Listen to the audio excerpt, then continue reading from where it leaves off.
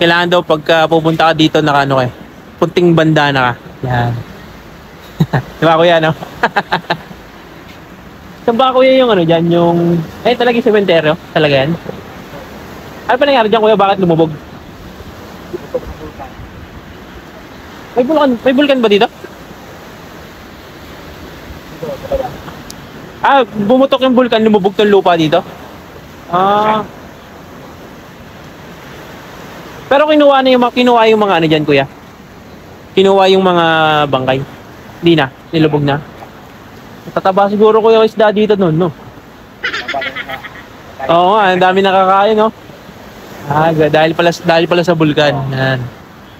Galing.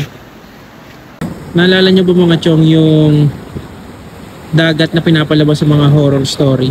Yung may krus sa gitna. Ito na yung itsura niya ngayon mga chong. Dito sa Camiguin. Ganyan na. Sementado na. Sementado na yung krus.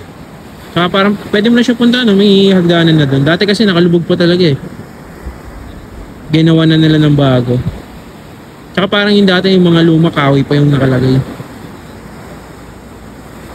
Ito nga pala yung sunken cemetery search nyo.